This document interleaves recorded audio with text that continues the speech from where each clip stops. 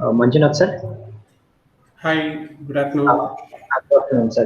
Actually, the last session was ended by 11:50 actually. So I Oh, request you to wait for 10 more minutes, sir, please. no problem, no problem. Should I Yeah, stay online or get offline? no problem. You can stay online and we will Okay, begin by 45. Yeah, okay, fine. yeah. Thank you. Thank you.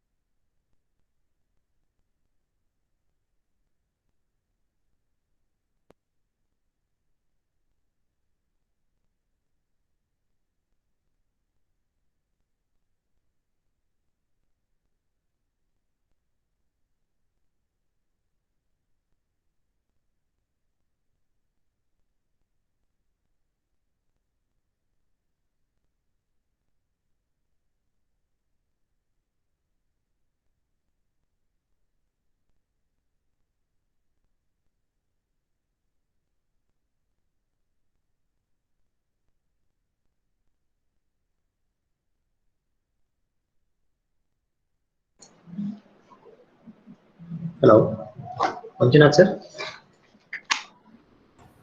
Yes, We'll sir. start now, sir. Okay. Thank you, Harish. Sir, I hope we will I'm audible you're here. audible, sir, and I will provide a brief introduction about you to the participants. Then we'll hand over to you, sir.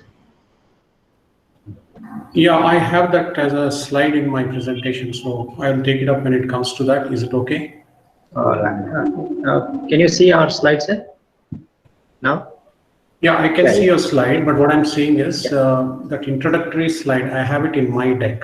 So Yeah. whenever I will do it when I get there. Is it okay? Okay. Yeah. Okay. Dear participants, I welcome you all for the second session of today's program. Before we proceed further, I would like to present a brief introduction about the resource person. We have with us Mr. K. Manjunath Bigde. He has about 18 years of IT industry experience and overall 30 years of work experience. He has been in leadership roles such as head of retail practice, head of delivery. He is a subject matter expert in areas such as retail and logistics, solution consulting and business process management. He is a certified CMMI appraisal team member, led the organization transformation team, developing strategies and processes, transforming streams related to recruitment, training, and performance management systems. He has traveled extensively and worked with Fortune companies in the US and Europe. Markets, he has provided multiple solutions in the retail space. He had analyzed and devised go-to-market strategy for the retail vertical in FD, resulting in new accounts and business growth from existing accounts. He has conducted multiple management trainings at organization level. He holds a bachelor's degree in industrial and production engineering from University of Mysore. Sir, on behalf of Government Polytechnic Harpalli, on behalf of the staff and on behalf of all the participants of this national level program, I'd like to extend a warm welcome to you, sir. Over to you, sir. Thank you. Thank you so much. And good afternoon, everybody. So let me see. Sir, I have a small announcement to the participants. Yep. Dear participants, please turn off your mic and video. Victor, Emmanuel, Raju, and Sridhar Piniti. Sir, we have been observing that you are not turning off your videos. And Rajshekhar KM now. Every one of you, please mute your mic and turn off your video. Thank you.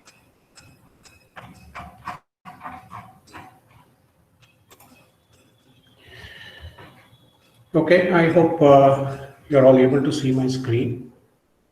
So in today's program, we'll talk about strategic leadership and power tools of strategic leadership. All right. So we'll cover these topics.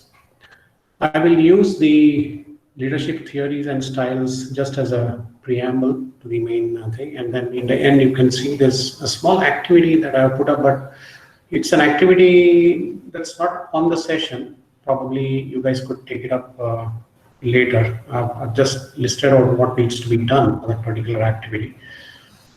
Okay. So I think Harisha gave an introduction about myself. I'll just tell you a few things. As mentioned, I passed out in 1989 from the National Institute of Engineering, Mysore. I joined a company called Ingersoll Rand in the construction and mining equipment division. I worked there for some time as a product engineer. Moved over to Ingersoll Rand is a US-based multinational company which at the turn of the century was taken over by Volvo worldwide. And then I moved on to Pennzoil. It's again a lubricant company, a US multinational company, which was eventually taken over by Shell. And then I did a few years of entrepreneurship, did not really go well. And then early this millennium, I turned over to IT. I started as a developer with a company called Span Services. and then spent about 18, 19 years of my majority of my work experience in this particular company. So I've had the opportunity to work with some big companies, Fortune 500 companies. I was stationed with American Express in Phoenix, USA for a couple of years. I traveled to Europe and made multiple visits to US. It was a very good learning experience, right? And I established the retail and logistics division for this company called Every. Span was eventually again taken over. Today it's known as Tieto Every.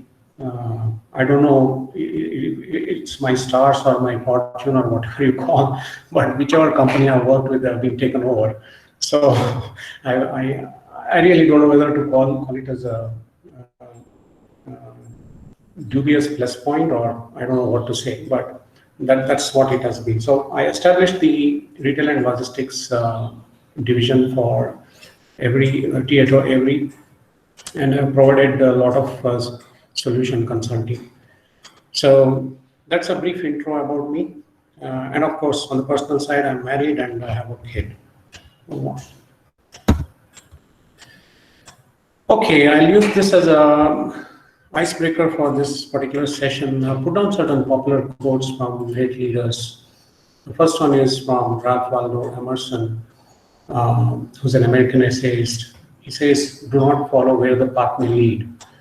Instead, go where there is a no path and leave a trail." Basically, he's suggesting leaders to be more explorative in nature. Our own Ratan Tata has said, "I don't believe in right decisions. I take decisions and then make them right." Right? And this is one of my favorite, John Maxwell. He's given many quotes, but I picked this because in today's world, there's a dearth of real good leaders, and this is what makes a good leader. A leader is one who knows the way, who goes the way along with others, and then he shows the way to others, right? And Indra Nooyi, the ex-CEO of PepsiCo, has said, leadership is hard to define. It's very difficult to define a leadership, but good leadership is even harder. Then if you can get people to follow you to the end of the earth, then you are a great leader. So different people have said different things, and I just put down a few just as an icebreaker. Okay, so we'll move on to theories of leadership. There are plenty of leadership theories that have been floated around, that have been formed. Every other day, new theory comes up, and here's a list of them which I've put down. We'll not go through all of them. As I said, this will just be a preamble, and we'll touch upon only those which I've highlighted briefly and look at what they really mean. Okay.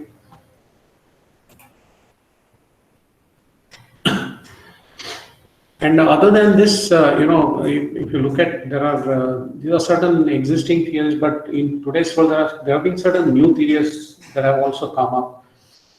They call it as the level 5 theory or era theory, the crucible theory, financial theory. There are plenty of them too. I mean, if you can surf the web and look at these theories, you'll get to know what these mean. Right. So we'll start off with the first one, which is a great man theory. This is the oldest known theory, and it says leaders are born. Somebody who's a leader has a born capability of leadership. It's a born phenomenon, and this particular person, you can see the charm, the confidence in that person, the intellectual ability, excellent communication skill, and very sociable. This kind of this theory suggests that these leaders are very sociable. They can approach people very easily, and then they can strike a relationship, create an impression at the very first time, right? And then came the trait theory, which was also in the footsteps of great man theory.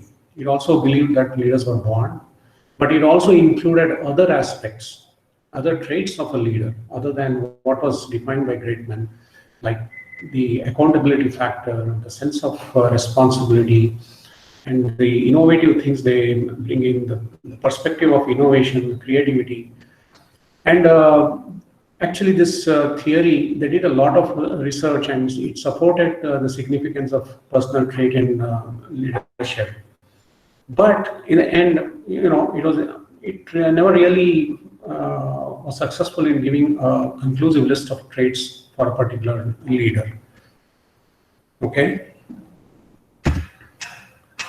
And then the transactional theory. Now, this particular theory dwells only on the fact of the activity that is, or the goal that is to be carried out. Okay, it is referred to as exchange theories. It talks all about it. It focuses only upon the supervision, the organization, the teamwork. Rather than the team, it's about the teamwork. And this considers awards and punishment as a basis of leadership action and employee motivation. Moving on. So at some point, people were really confused. They said, okay, only leaders are to be born, then can I ever become a leader? Right? And then this theory came in, which is known as the behavioral theory. So here it said, leaders are rather made than born. Okay, they said we agree with Greatman, we agree with trait theory, where you say there are certain inborn traits of a human being. But then eventually leaders are made, not born. Okay. Just to support this example, just to support this theory, let's take a look at the Indian cricket team, right? When people like, let's say, MS Dhoni or Mohammad Azharuddin, when they were inducted into the Indian team at an international level, I don't think anybody would have imagined they were going to become captains of the Indian team. They were going to become the leaders of the Indian cricket team. And nobody ever imagined that MS Dhoni, especially, we all know about his story, right? Most of you might have seen the movie. Nobody thought he would, rise to such an extent what he is today, right? So they were not really born leaders, as compared to, take a look at Sourav Ganguly or Virat Kohli. The very look of them, the way they walk, the way they carry themselves, the leadership factor oozes out, right? So that's the difference here. So the likes of MS Dhoni, Mohammad Azharuddin is nothing but the behavioral theory. And Kurtwin Lewins defined a three-dimensional theory, the type of leadership which is autocratic, democratic, and laissez-faire, which we'll talk about later.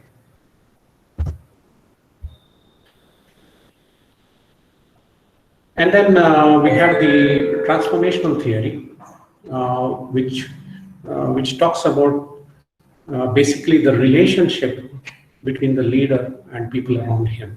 It simply focuses on how he carries himself and how he talks to people, how the leader motivates his fellow men. He's very inspirational in nature. And then this is a kind of leader who brings out the importance of what they are doing, why they need to achieve it. And then he motivates them so that these people work very hard to realize their potential and then work to the best of their potential. Many times what happens is people will have the potential, but they don't realize it. They don't realize that there's so much potential, and they work much under the level of potential ability that they have.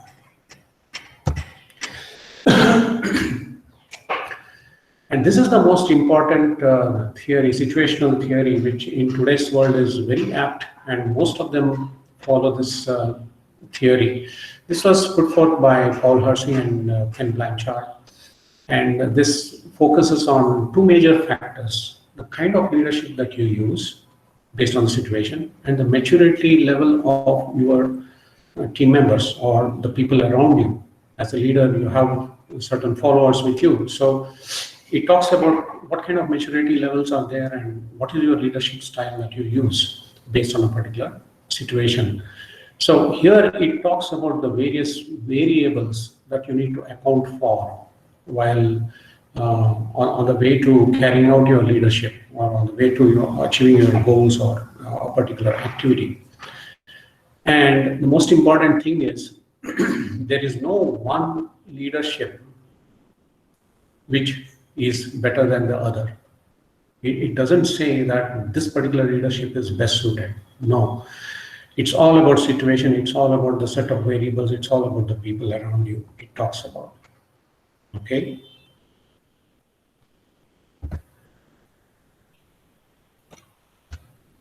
Now, this is the model Hersey Blanchard talks about.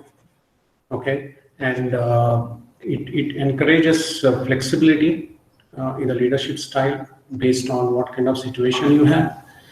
And then it talks about readiness level. It does account for what kind of competency you have, or what kind of competency your team has, what is the maturity level of the people, and what is the complexity of the task that you are set out to work upon.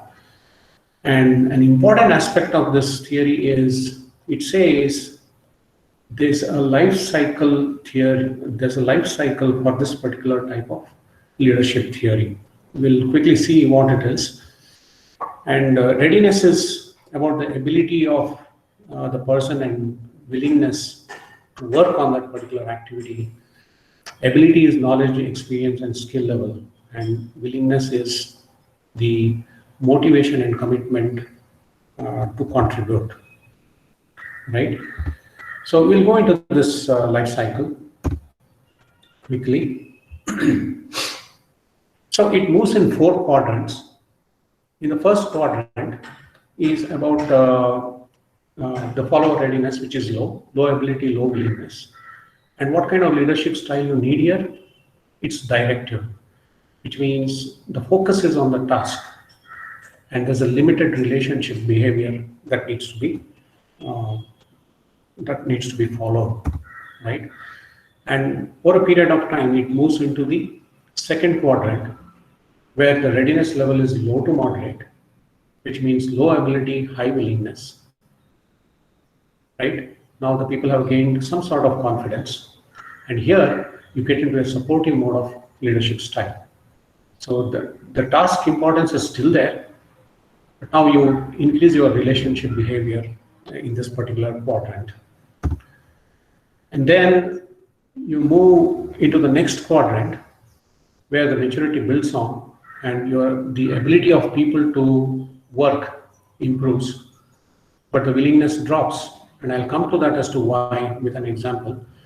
And now you are able, but not very confident, right? So here you get into a consulting style, where since the ability has increased, your focus on the task behavior reduces, and you have to pump up the relationship factor to a very good extent. This is the best quadrant. And every leader, I can tell you with my experience, every leader would like to have this quadrant right through, though in reality it is not. Wherein the ability is there, willingness is there, people are confident, and here the leadership or the leader is slightly relaxed because now he has the confidence to delegate work and then let them work on it, take decisions, set the goal, what they have to achieve. So here it's a delegating behavior. So it so happened, I'm sharing one of my experience. I'm sorry, I'm not able to pull out enough examples from a faculty point of view because my exposure to it has been very limited. So I can give you certain industry-based examples, and I'm sure if people are sharp enough to compare it with your day-to-day activity that you do and look at what I mean, right? So here's a good example. As I said, I was fortunate to work with some of the Fortune 500 companies in the US, Fortune 10, I would say. One of them was Walmart. I'm sure everybody has heard about Walmart, US-based retail giant. So we were just in the beginning of a relationship with Walmart, and we were awarded a very big project wherein we had to migrate their VB6 applications to a new platform, which was .NET. And that was because Microsoft said we are going to pull out the support for VB6 by this date. And so there was a time limitation. It was not one or two applications. We were talking about 350 applications to be migrated. And I was heading this particular project. Any questions?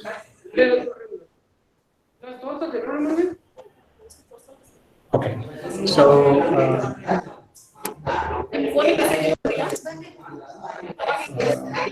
has somebody switched on the mic by mistake? Okay, there it goes. Okay, so when this project was awarded, I was given a team. The team size was close to about 85 people, 85 people team. And we had 60 to 70% of the team were in-house, which means it belonged to our own company. And then we had subcontracted 2 other companies for additional people. The need of the project was having both skills, VB6 as well as .NET, which was very tough. So we had to make some compromises at the beginning, and we chose the team, right? So looking at quadrant 1, if you look at quadrant 1 here, this is what happened. When we started off, the ability was very low. People were skeptical whether we can do this job or not, right? So what happened was, I had to, and along with some of my leads, best known leads, people who had worked with me earlier, I had picked them for this particular project because I knew of their ability. So it was more of directive leadership style. We just focused on the tasks. We gave inputs to people. We trained them. We made corrections. We showed them what challenges can come up, right? So as we moved along in the project, once we released about 60, 70 applications, still the ability had improved, but not to the extent what we wanted. We wanted people to start working independently, which was still not there. And they had not seen the bigger applications and the kind of challenges that were coming in. But once 50, 60 applications went into production, they were live, people were happy. They said, yes, this is something we can do. So the willingness increased and they became more confident. So we became very supportive when that happened. So here's the quadrant 3, where I'm saying the willingness dropped. This is because by the time we reached about 200 applications, the ability was there. People started working independently. But what happened was, in quadrant 1, there were a few people who were good at both. Things became very monotonous for them. I mean, day in, day out, they were migrating applications. They knew the challenges. They knew what to do. And, I mean, they were not challenged. So they were like, do I still have to do this? And the other factor was there was a timelines. And these were certain senior people in the team, and they were wondering, okay, do you really think we'll be able to achieve this, right? So the confidence was dropping. So this is a good example of how in moderate to high conditions, the confidence can drop, willingness can drop, because as certain people who have already been doing this and they don't feel challenged. So here I had to really work with these guys, motivate them, tell them what is the objective of this whole project.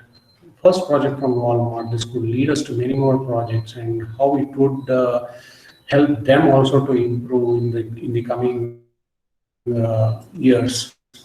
I'm talking with these guys. So once we delivered 300 applications, another 50, 60 applications to go, people were in cruise mode, because the guys who are slightly reluctant realized that, okay, few more applications to go, and we knew that we had covered up time because we had to work on weekends, long hours. It happens in the IT industry, right? Everybody knows. Everywhere when there's pressure, you obviously start working very hard.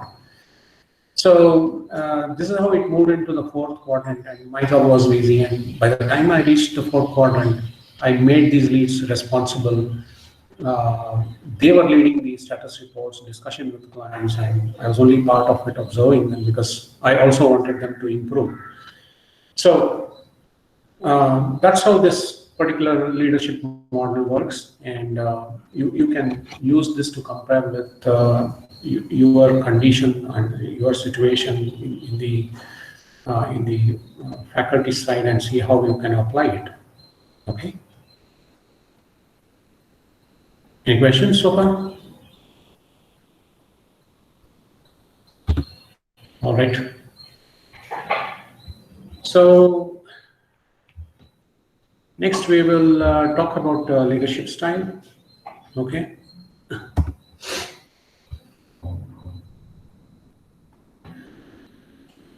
Four major leadership styles we talked about. There are other styles also. Okay. So on the, I'm sorry, the additional thing you have to bear up while working from home. All right. So autocratic, the laissez-faire, democratic, and bureaucratic leadership. Now, let's take a look. In the autocratic style, the leader holds back most of the powers, right? All the power, the decision making, everything remains with the leader. Generally, no consultation with the team. The followers are expected to just carry out the instructions, no questions asked, and there's a structured set of reward and punishment. A good example is of this style is Hitler, right? He never asked people, he just went about doing his job, gave orders, and he expected his men also to go the same way. And as the story goes, the only time when he asked for, or the only time he consulted was with his personal physician. In the end, when he wanted to commit suicide, so he said, okay, what do you think is the best way to commit suicide and ensure that you are dead? So his doctor said, just pop a cyanide pill and then shoot in your head. So we all know what happened, right? So now, let me tell you, now I'm not saying, just don't go by the example, because here I'm not saying one type of leadership is good than the other, right? These are different styles, and there may be situations where you need to adopt one of these styles based on what kind of situation you are in, what kind of variables you have, right? Don't go by the example and the person that I'm quoting here, but these examples are just to quote what kind of leadership these people follow. So don't use this leadership style when you have a team that is not very confident, and they are tensed, or they're scared of something, right? And obviously in teams you will have certain people who want to voice their opinion, and sometimes it's good to hear them. Most of the time it's good to hear them. Whether you carry it out or not is a different perspective. But there are people who would expect to voice their opinion. If I'm part of some team, I would certainly like to, if I have an opinion, I would certainly want to voice it and make sure somebody hears me, right? And if that is the case, then don't use this leadership style. And even when the morale is low or people are quitting, and there's a work stoppage or somebody has gone on a long leave or something, don't use this kind of a leadership. The next is bureaucratic. Now this is purely, it goes by the rule book.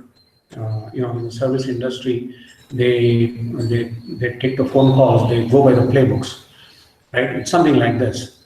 So they strictly adhere to procedures and policies laid out by the organization. People call this more of policing, because if you move away from the policy, then you are held responsible. It's more of policing rather than leading a team. So the good example here is our ex-election commissioner called T.N. Seshan. I'm not sure how many of you have heard, but he was very popular because of this bureaucratic kind of leadership, and it was needed at that point in time because he had stepped in a time when the election commission itself was very weak, and he was called as the bulldog, right? So in this case, don't use it when people have certain habits at working. I mean, if they have a particular style of working, but then they are doing their work and delivering, then don't use this. Don't ask them to stick by the policy and procedure. So if the work guidelines are hard to break, don't use it. If there's low interest in the job, don't use it.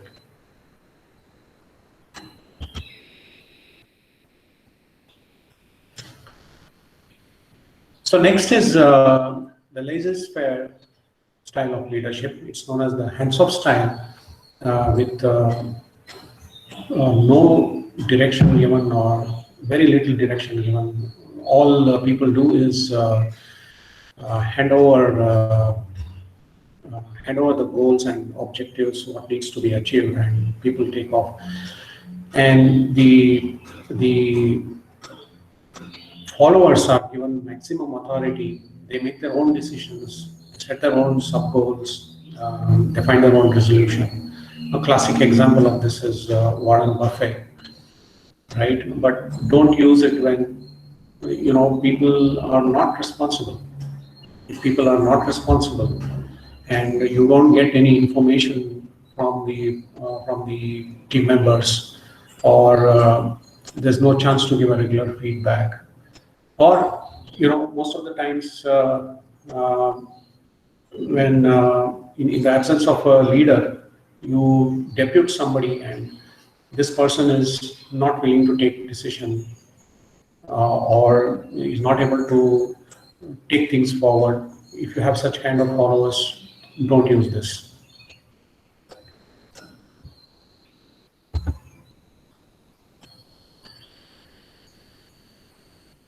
So the most popular one is the democratic style leadership, which is also known as participative style.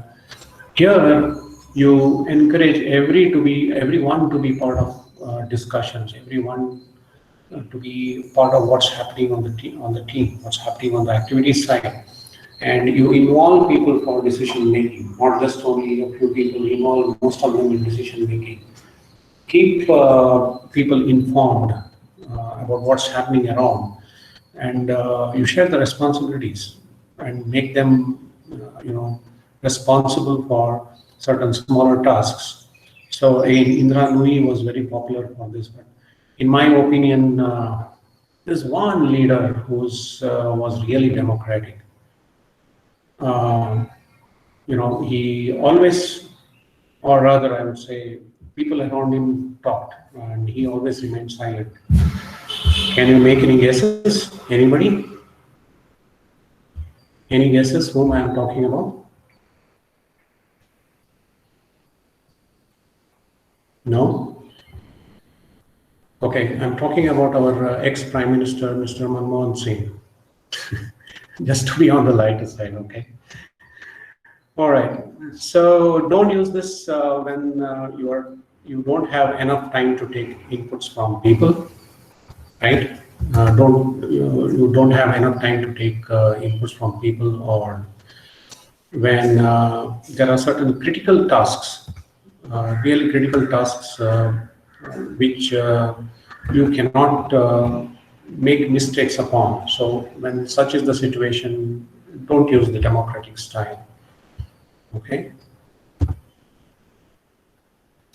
So now we move on to strategic leadership. Any questions so far?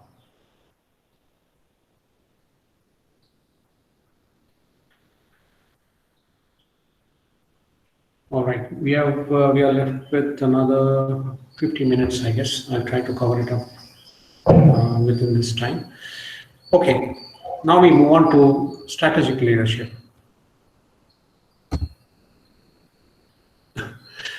Now let me tell you before we move on to strategic leadership, there's a difference between strategic leadership and leadership strategy. They are not the same. Okay, please keep this in mind. Strategic leadership talks about how a leader strategizes to achieve a goal or to carry out some activity, whereas leadership strategy talks about how to have leadership within an organization. Where should I appoint leaders? Who should I appoint as leaders? What is the quality I need to have for these leaders? That is leadership strategy. Whereas today we'll be talking about strategic leadership. Please note the difference. Okay, I want to start this with a study, an interesting study conducted by PwC. Okay, and this was done with about 6,000 senior executives or 6,000 different leaders. These leaders were across different organizations, across different levels, geographic location. Okay, and the intent was to see what preferences and styles leaders carry, right? Interestingly, they found only 8% of the 6,000 leaders to be strategic, only 8%. And what was really interesting is this fact. Women turned out to be more strategic in nature. Okay?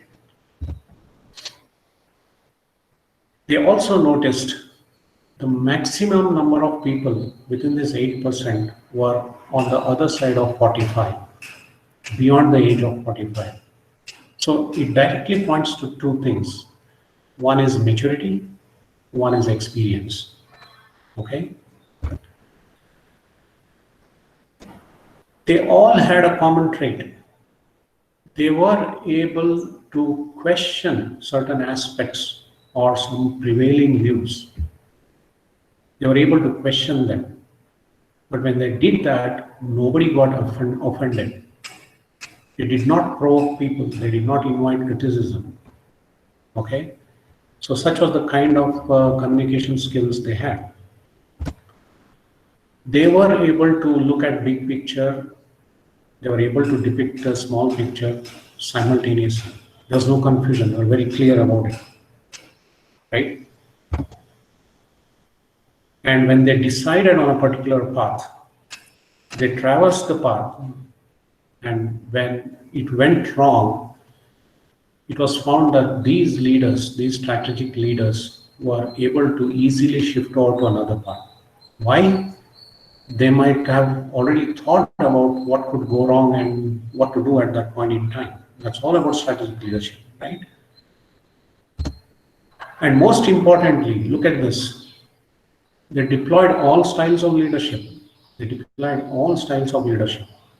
But at any given point in time, they were all very humble and always showed respect to others. Okay? This in itself tells you what is strategic leadership about. What are the power tools that you need to have a strategic leader? Okay? Moving on.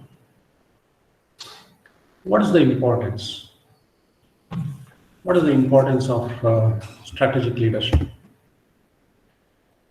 Today we are in a different world. Take the current situation, the pandemic situation. Things have changed, right? Everything has gone online. We have a complex environment. We work with multiple branches. We have a global platform. So when we have a global platform, there's different cultures that we need to work with. The languages are different. The time zones are different, right? So it's a challenging time for all of us. And added to that, it's no longer easy. There's a demanding performance level in what we do, in what we deliver.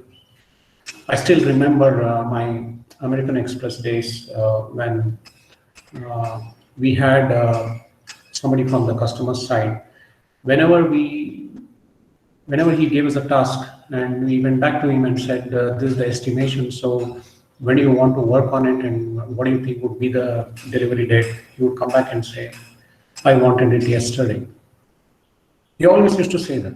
That's being the norm now, which means everybody wants anything right on the fingertip and they want it immediately. There's nothing called a switch off now, right? Especially in the IT industry, and I'm sure it's the same all around. People expect you to be always on. There used to be a time when we used to work 8 hours, 9 hours, 10 hours, 12 hours, but once we came home, we never really wanted to open the laptop and start working again. It was a switch off, but that thing is of the past. Today you talk to some known people in the IT industry, I'm sure they will say it was better when we were going to office and working. Now at home, it's even more difficult. There is no schedule because you are always available. They can simply, at the drop of a hat, they would set up meetings, they would call people, ask people to join. A lot of changes have happened. So the performance levels has increased. There's a big demand on the performance levels. And then there are higher risks because of these challenging environment. The risks have gone up. And then there's a fear of failure, right? Everybody's scared of failures.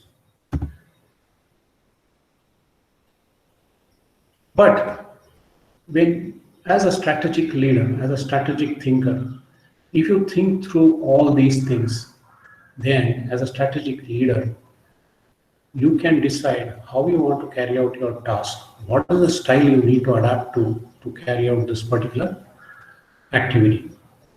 Okay, that's what it says.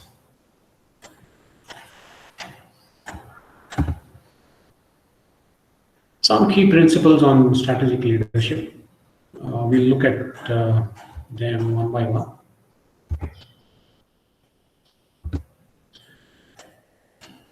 The first one is about responsibility distribution.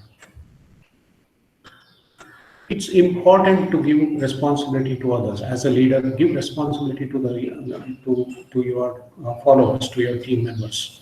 See the difference. See the difference. They'll definitely do much better, right? One important factor you have to consider always as a leader is to cross-train people wherever necessary. You have to identify those weaklings, cross-train people, so that in case of somebody quits, somebody leaves, somebody falls ill, you have to fill up that place, right?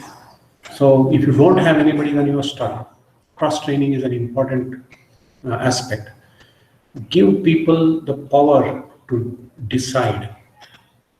In the initial stages, be part of it, but encourage people to make decisions. Discuss with the leader. What it does is it increases the collective intelligence of the group. It increases the adaptability and builds resilience in whatever you do, right? It increases the confidence and skill levels. Let me give you a good example here. Now, there was this oil treatment plant, right? And in the treatment plant, there was one machine that was bound to fail. And nobody would have questioned it because everybody knew it's going to fail. right? So what happened was the leadership changed and the new leader stepped in and he gave responsibility to people. He distributed responsibility to people and said, you become responsible for this. And then the person who is working at the treatment plant came up and said, hey, look, we can avoid this failure. At least we can avoid the frequency of this failure. We have to change the process. We'll have to change the process, the way the treatment plant is working. The engineers were not very supportive, but the foreman stood his ground and he said, yes, we'll go ahead and follow it. And when it happened, it never failed, or the frequency of failure drastically dropped. Now, this person was a question. You have been working here for years, and now, after giving a responsibility, you have come up and said, hey, this can be changed. Why wasn't this shared earlier? The person simply said, I was just doing what I was told to do. I never thought of telling anybody about this because nobody cared to listen to me. I was just doing what I was being told to do. But now you have given me a responsibility. I feel responsible, and this is the way it can work. So you can see the difference when people are given responsibilities. The whole aspect, the whole game plan changes. The next one is about communication openness. Be very open, be very transparent. As a strategic leadership, be very honest in your communication. Make sure you make sure everybody gets communicated. Talk to the grassroots level.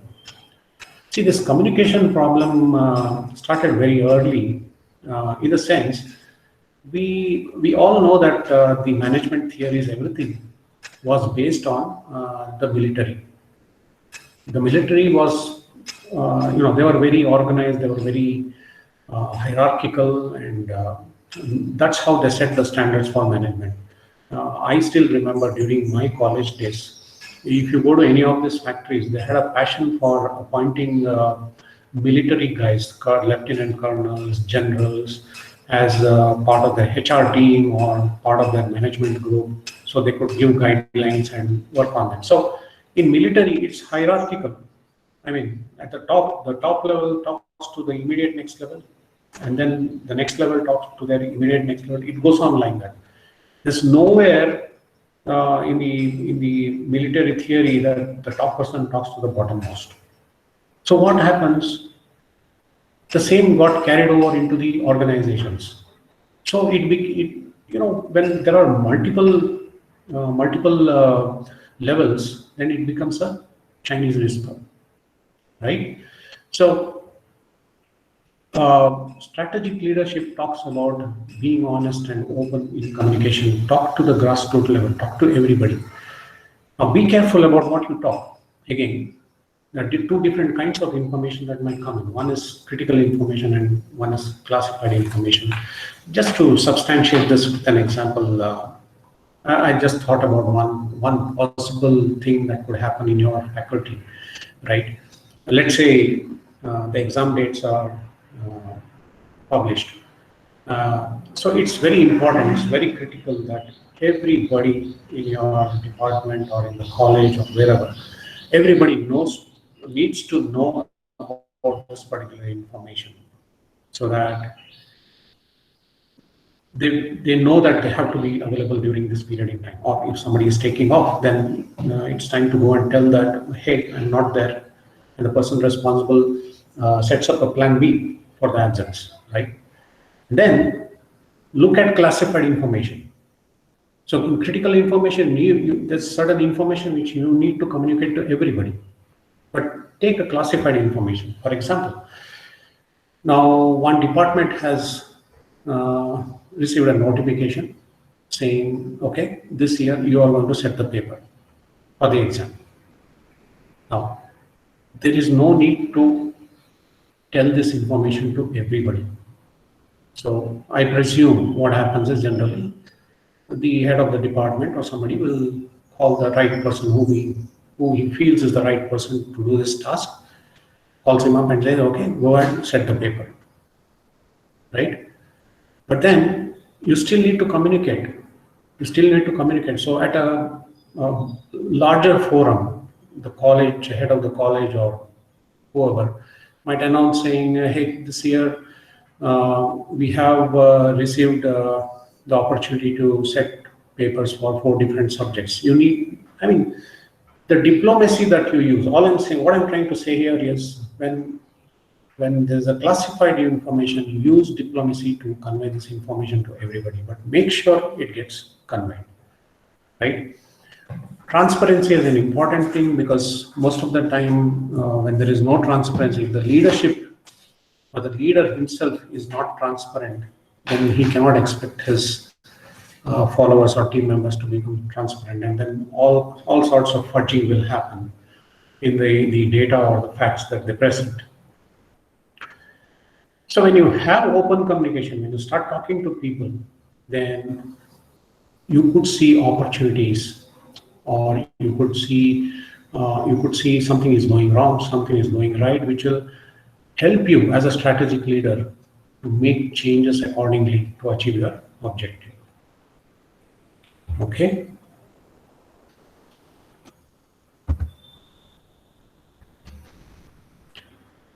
Support innovation.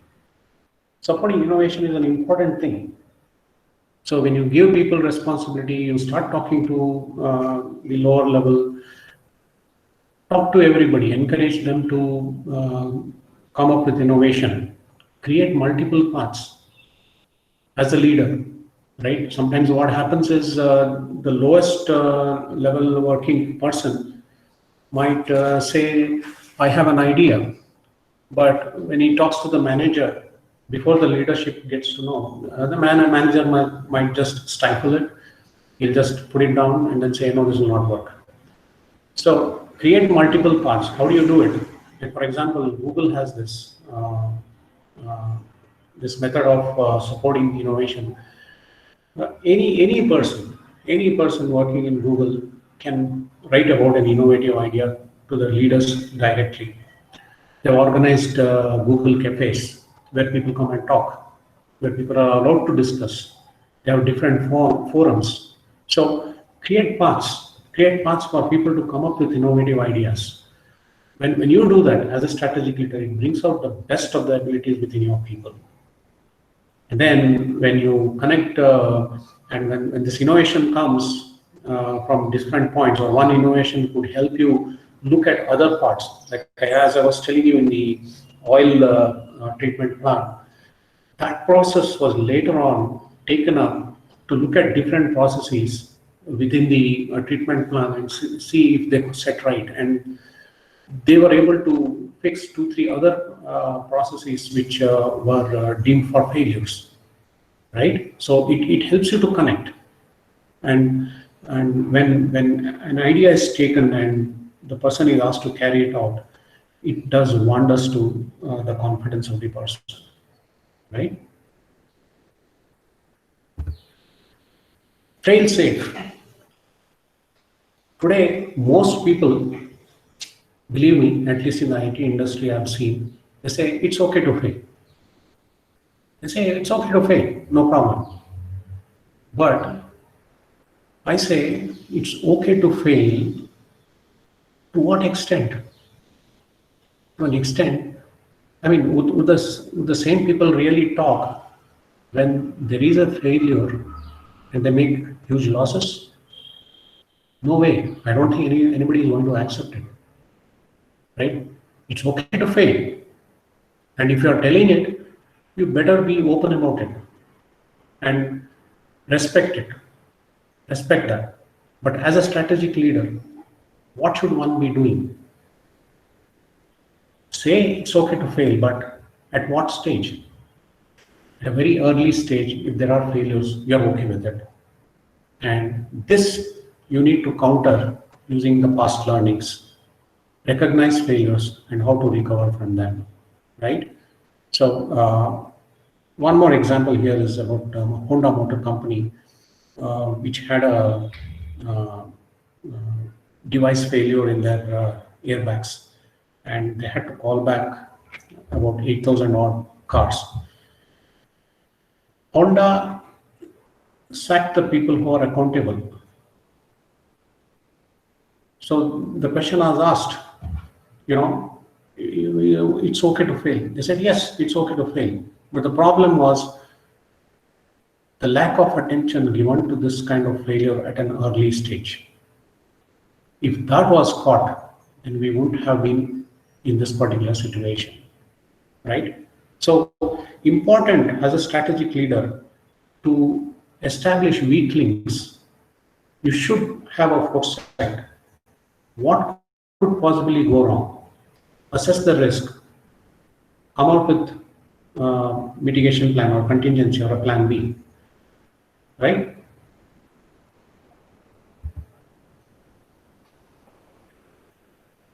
Today's important aspect in strategic leadership is to encourage your team members to talk to others. Encourage people to talk to their peers in different departments outside the community, right? Discuss incidents, share outcomes, expose them. What it will do is it will give that person a platform to share the experience. There could be failures also. Bill and Melinda Gates have a foundation in the UK, and annually they hold a festival called as Fail Festival, where all people from different communities come here to discuss failures, to say what went wrong, and most importantly, to say what were the lessons learned. These are all forums. So that is a fail fest. You can also have a success fest, right? You can build success stories. It's important to discuss. It's important to get exposure. So what it does is, for example, if somebody has discussed one point, his or her experience, and somebody else has picked up that, and in the next meeting say, hey, I picked up your experience and applied it, and it worked very well. It does boost the confidence. People will be very happy. So it's important to have community participation, and there's no substitute for hands-on learning. How much ever classroom training you do, finally, it's important to have hands-on learning, right?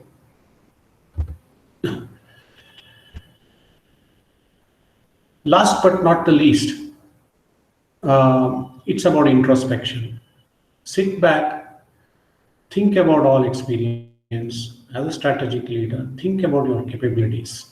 See what your interests are, what your passion is, and try to see spaces for innovation within that. Keep looking, keep learning, right? And don't waste your time in areas which don't belong to you, which is not aligned with what you are doing. Don't waste your time. Have smart goals. And as I said, find time to reflect upon whatever has gone by. Okay, so these are certain key principles of strategic leadership. Any questions so far, please? We are left with another 25 minutes, I guess, for the last set of slides.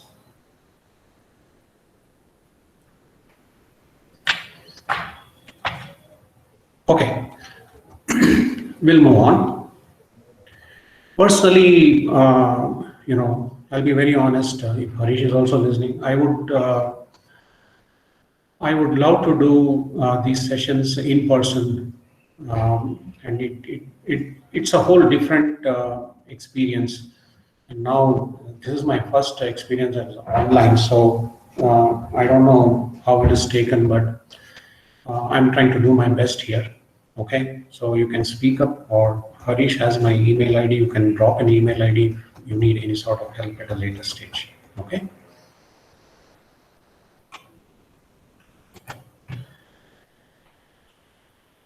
Here are some important power tools that we are going to talk about. As a strategic leader, what is the ammunition that you need to carry?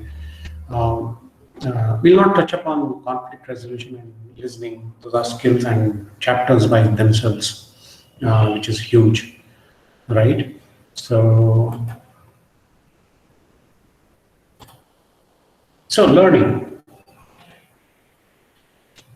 learning to learn. I'll say it again, learning to learn. It basically means adapt yourself to learning. You have to keep learning. In every field, the day you stop learning is the beginning of the end.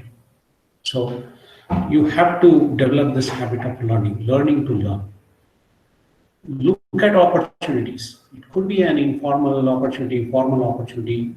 See, by looking at something, what you can learn from it.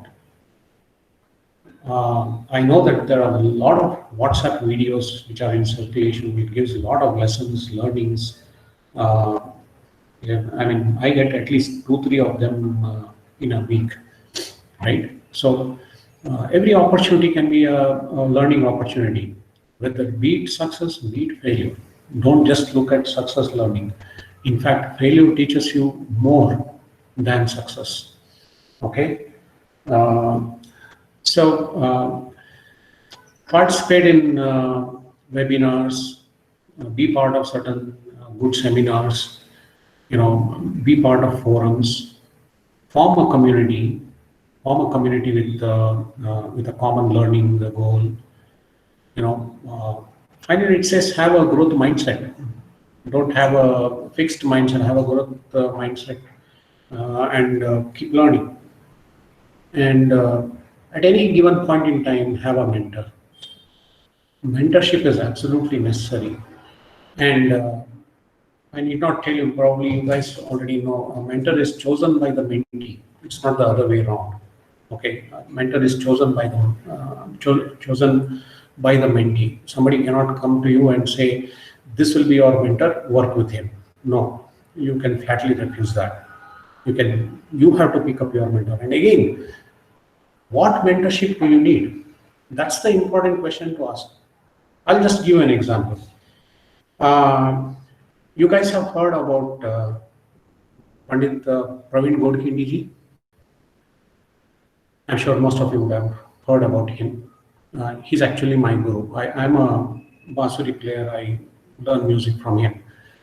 His dad, Pandit Venkatesh Godkhindi ji, was guru of Praveen sir. About 10 years back, he passed away. And then Praveen sir took mentorship from Anur Ananta Krishna Sharma ji. Now, this person is a mridangam player. He is not a flautist. Like everybody else, I was also shocked. So I went and asked Pandit ji, why have you chosen a mridangam artist as your guru? Are you planning to learn mridangam? Then he said no. Because my thought was, see, the flute is an instrument where the flexibility and the movement of the fingers are very important. Same is with the mridangam. So I was thinking about some relationship there and doing something. Then he said no. It's not about flute, or it's not about the ragas that I play. And I support that, because I know Praveen sir is a phenomenon guy when it comes to flute, right? So he said, it is about the other nuances of music I want to learn. My dad was not a very popular guy. My dad had limited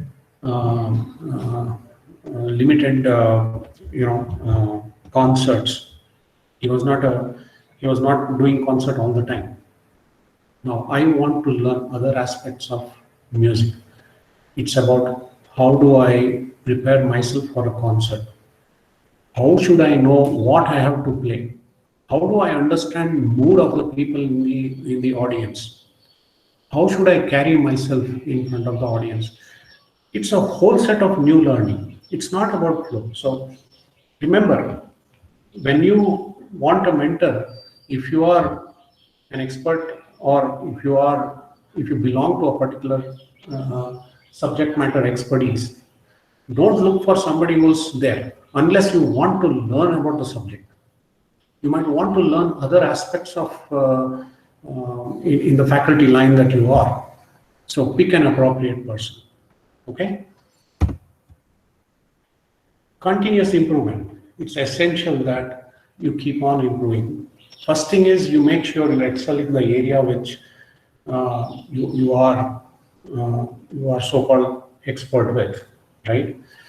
Apply the PDCA cycle. PDCA stands for Plan, Do, Check, and Act. Okay, this is a popular cycle in the IT industry in quality circles. And then set SMART goals. Have an action plan. Evaluate it. Carry it out and then evaluate it. Go after challenges. Once in a while, take up a challenge. See if you can achieve. Again, there's no harm in failure, but make sure the failure does not affect, right? And most important thing, be open to feedbacks. You may or may not like it, but take feedbacks smilingly and then use it for retrospection. Okay.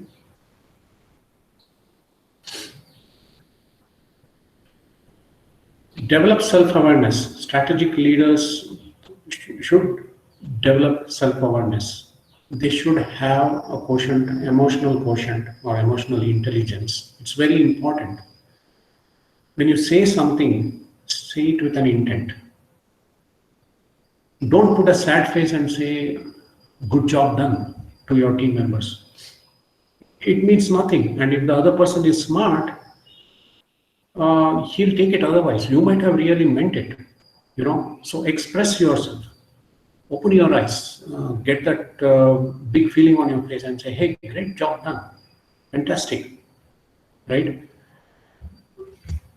Be sensitive to emotions. Somebody is going through a rough patch.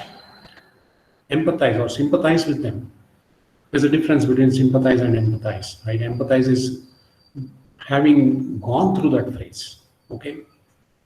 So empathize wherever necessary, sympathize, talk to people, understand their feelings, manage your stress levels. You have to start developing, as a strategic leader, you have to start developing coping ability and build resilience. Okay, manage your priorities, very important. The next power tool is about networking. Now, this is something I need not tell most of the people because today the social media is so wide open. I'm sure you might have connected to a lot many people, right? But the question is, are you connected with the right people?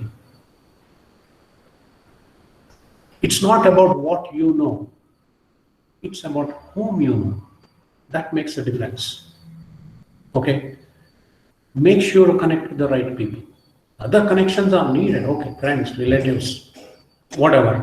College groups, school groups, primary school groups, nursery groups, all that is fine. But at the same time, make sure you have made connections with the right set of people. Okay? Solicit external experts, talk to them. And as a strategic leader, the one other power tool that you always need to have is developing leaders and having access to them. Groom other leaders. So as I said, when I started the migration project, I picked people. I said, if I don't get these people, I put my foot down. And one more thing which I have not included here is your ability to negotiate. That's a very important power tool in strategic leadership. Negotiation is very important. At times, you'll have to really put your foot down and say no and define what you need. It's very important. So, what was I saying? Yeah. So, in that project, I was saying, I need these people. Without these people, I will not be able to deliver. I was very clear. The management had to pull people from other projects and give it to me. And I showed them the importance. See, as a strategic leader, you always need to support your decisions by giving some hard fact data or convincing in a convincing way. I told Walmart is a big account for us. If we do this right, because it was the first project, if we get this right, then it is going to, we have just put a foot in the door. If this gets right, then there's a lot more to come. The management heard me. They knew what I was talking about.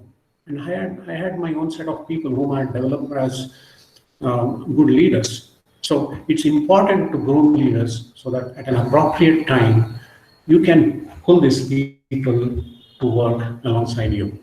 And what it makes is it makes your job easier. You can easily delegate because you have worked with them. You know their pluses, minuses, you use them, and then you know how to delegate. Okay? We just have another 15 minutes. I'll quickly go through the other slide, a few more. And then strategic thinking. A strategic leadership, one of the power tools of strategic leadership is the strategic thinking. What this will do is you need to have a foresight. This will help you foresee all the difficulties and carve out a neat path for success. You work on past experience. Look at what's happening around currently. What is the future?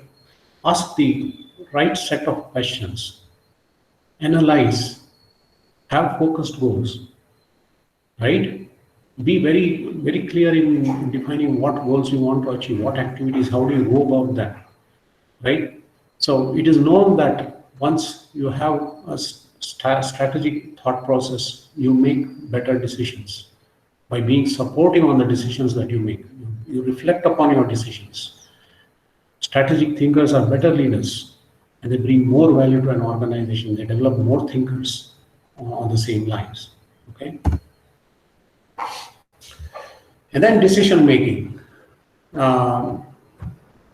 Multiple options, never get locked into go no go choices. Have a disciplined process. Consider trade-offs, short-term, long-term objectives. Okay, I'll give you another very good example of what happened with one of the projects on the retail sector with my company. This was a company by name Cherrydale, and they were a fundraising company. They had a e-commerce website, and they were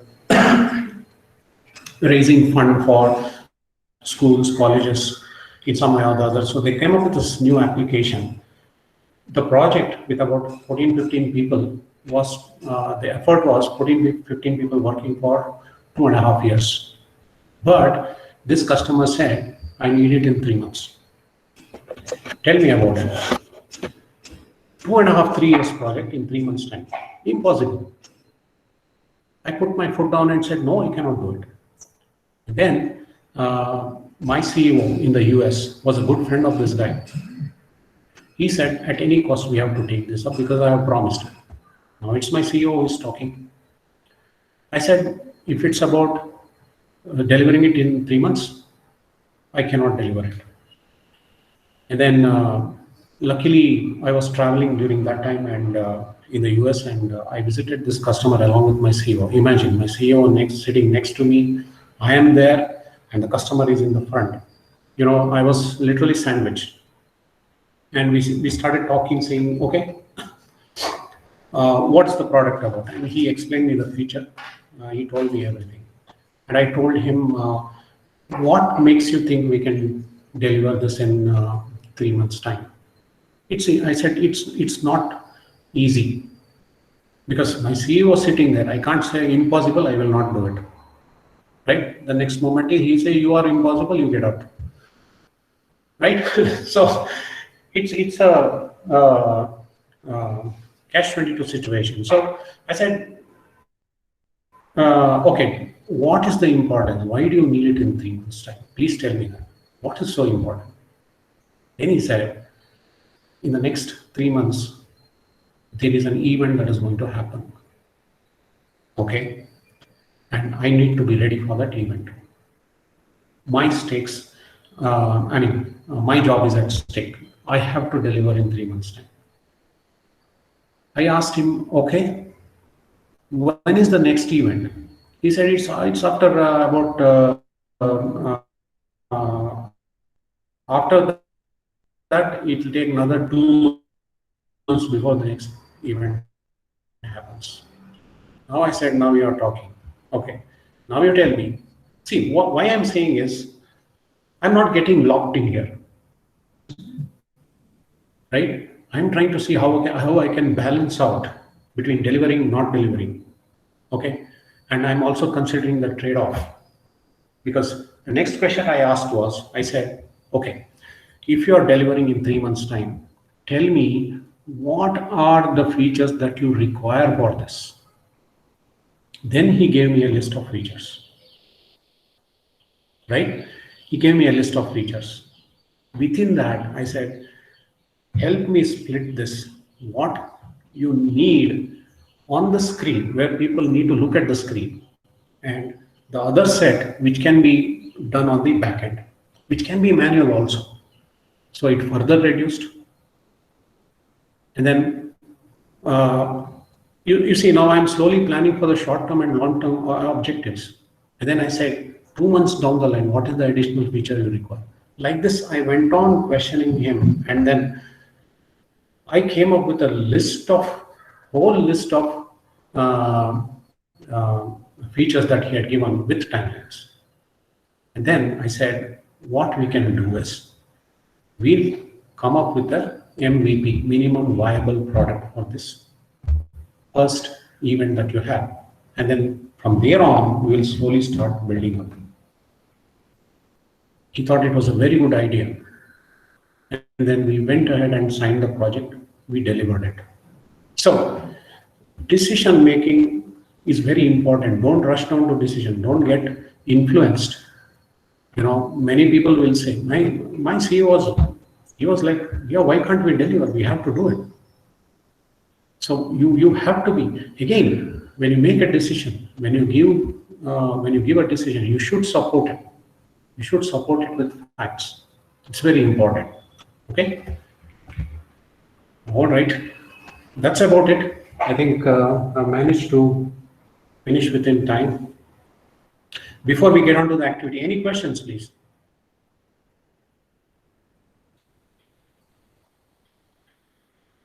So Harisha, are you there? Yep. Yeah, I'm here, sir. Thanks for the session, and we have some questions on the chat box. Shall I read out them, sir?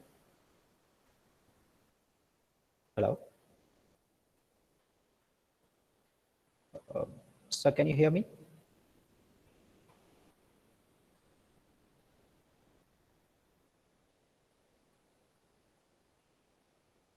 Hello?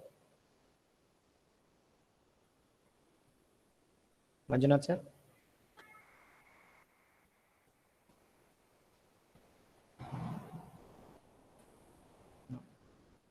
Oh, I'm sorry, I went on mute. I'm sorry. I didn't realize I went on mute. I can hear you. What I was saying is, can we quickly look at the activity and then come to questions? Um, All right, I'll take the questions. Hello? So the first question from the participant, sir. Please give clarity on transcational theory. On? Transcational theory. Like Harsey-Blanchard model, how you have explained. Please explain about transcational theory. Transformational or transactional? Transactional. Okay. All right. So in, as I said, the transactional theory is mainly about tasks. Okay, it focuses just on the task part. It talks about supervision. It talks about how to supervise people, how to organize the activity, and talks about teamwork, right? It brings in a whole lot of elements of teamwork. That's what it talks about. And how do they conduct it? I mean, rewards or punishments is the basis of the leadership action. So you do A, you get this. You do something else, you get something else. So this action of reward and punishment becomes employee motivation also, right? So that's how the transactional theory is based upon. Thank you, sir. We have our next question. Okay. In this view of COVID, which theory and style would be suitable for the educational institutions for success of online activities? Good question. Yeah. I would pose the question back. How is it going to be different from your normal circumstance? See, finally, what you are looking at is about getting the work done, right? The only aspect that you might want to consider is the work is without a face. There's no face here. So now it's difficult. See, most of the times when you are a leader, as I said, the emotional intelligence plays an important part. You are not able to see the face of a person. But if you are able to read the voice and then understand what the person means, then you will be able to make decisions, right? And also, it's about the leadership style again varies upon, as I said, it has to be situational. Whatever it is, whatever may be the condition of the work environment, consider these aspects and apply your situational leadership skills so that you get the best out of people, right? If you can be more specific, I can tell you how to handle situations. Thank you, sir. The next question, which is very similar actually, which style of leadership is necessary in the present situation? Yeah, I think it's the same answer, I would say. The style of leadership will be more of a relationship. I would say use the relationship module and then be task focused, have some emotional intelligence. So when you talk to people, get to know their difficulties.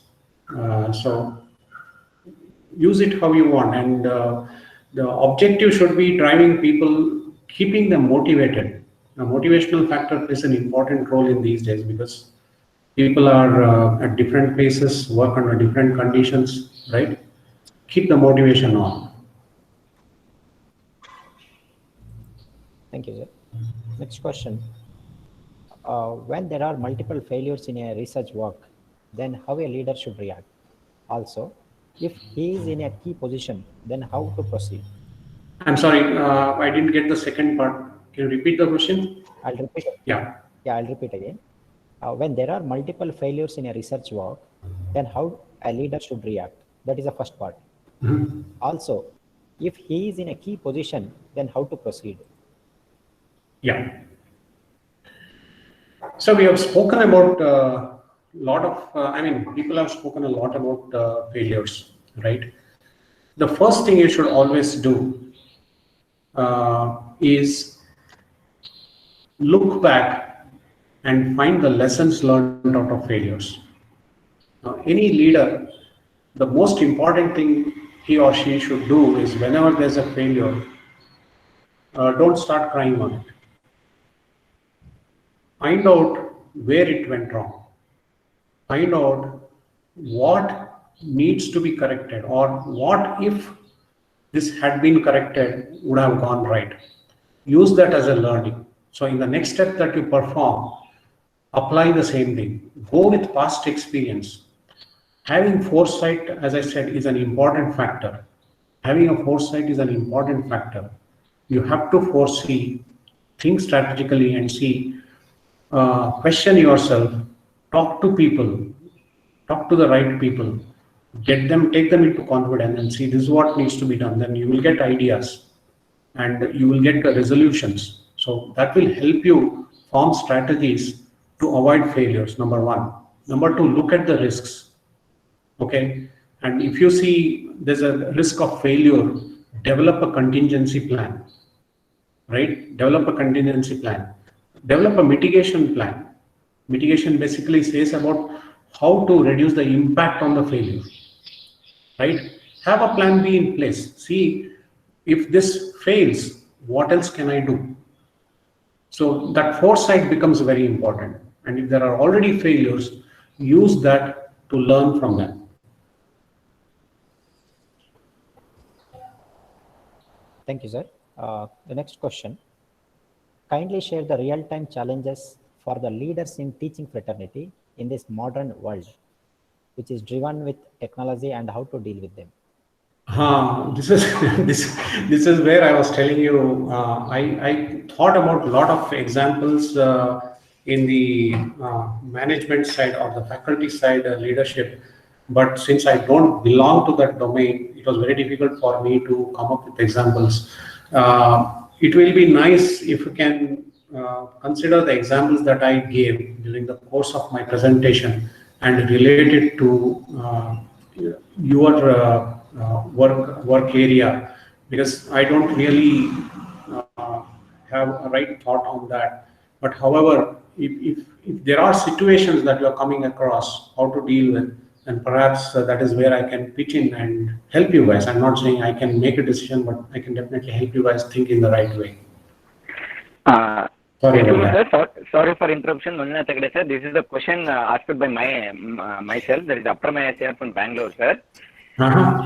Actually, I just want to congratulate you, sir, for the fantastic session. And the two very, very important inputs you have given is it is not what we know, it is whom we know. That is very, very important thing, lessons what we learned, sir. As we are, most of the people are belonging to teaching fraternity, we want to hear those kind of, actually we are eagerly waiting for those kind of inputs, sir. And if possible, could you please add more points to your PPT slide so that you can share it afterwards also, sir. That will be a great help. Okay.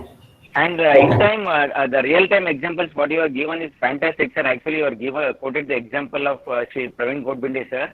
And from that incident, from that experience, what we have to learn is generally being a teacher or being a educationist, we will be hangover with all the friends who are in the same teaching community. But this experience given us the thought that we have some friends which are not in common field of experience. That is what the great thing.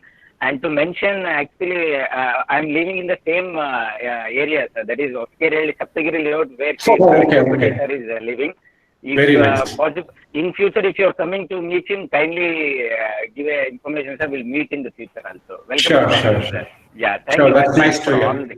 Yeah, thank you for all the input, sir, and thanks to organizing committee for giving the opportunity. Thank you very much. Okay. Thank you for the interaction. And Professor Sudha Reddy is seeking little more clarification on the transactional theory, sir. I hope you could find the question on the chat box. It seems to be a big question to read out. Manjunath, sir? Where is the chat box? Yeah. Chat box, is it? Okay. Yeah.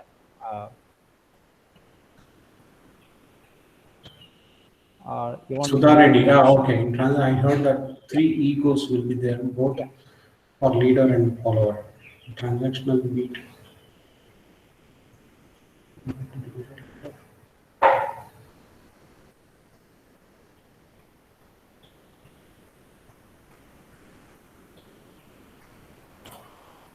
Okay. All right. Yeah, egos are part and parcel of professional life, right? Yes, there will be different types of egos to handle with. Now, as a leader, you have to be, as I said, you have to be compassionate. You have to have an understanding, and you have to push down your self-ego to look into the other aspect of what the other person is saying, right? So, as I say, this is only a type of theory. Now, where you apply it matters the most. When there is egoism within the group or within the team that you work, probably the transactional theory might not be a good way to look at, right? That's why I'm saying the theories are there. The theories are there which have come over the years, but What you need to do is to assess the situation and use the right kind of style. Forget the theories. Theories are there. It teaches you about what kind of situations that can arise. But finally, it's about what leadership style you use to overcome such situations, right? So when there are ego clashes, probably the rewards and punishment might not be the right way of handling things, right? The transactional theory mainly talks about supervision, organization, and teamwork, right? So probably those are not the right. It all depends on what kind of leadership you choose. Okay, so when it is more about ego, then use a laissez-faire type of leadership or a democratic leadership, wherein you consider their opinions, give them a chance, and if you feel they are right, support it. They'll feel very happy. If you feel there are questions around it, explain to the people that this could go wrong in this way. You have to convince people, right? So it depends on how you pick your leadership style in that particular situation. I hope I have answered that.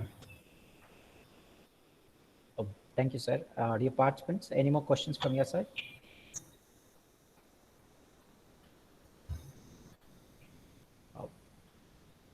Okay, Manjunath sir, Yeah. I'm not finding any more questions in the chat box. I think Okay. end the session now. And before ending the session, would like to thank you for accepting our invitation and sharing your rich experience in the corporate world.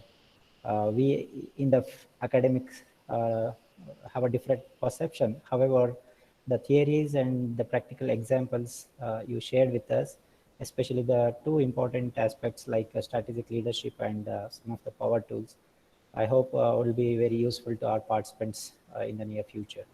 And on behalf of my institution, Government Polytechnic Rapunli, on behalf of the staff and principal, and on behalf of all the participants, would like to render sincere thanks to you, sir. I hope that you'll continue your guidance in the near future in conducting such programs. I once again thank you, sir. Thank you so much for the. Thank you all of you. Thank all of you for the patient listening. Yes, I was a little short on my experience with the faculty side. I wish I could do better there because I come from a different background and teaching has not been my cup of tea at any time. So thanks for the patient listening. And if there are more questions, please send it to Harisha and he can forward it to me. I'll do my best to answer them. Okay. Thanks, everybody, and please take care of yourselves. Okay. Thank you. Have a good day. Thanks for your support. Thank you. And dear participants, time for lunch. Go and have a nice lunch. Take a break and join us back at 2:30 for the third session of the day. Thank you, one and all.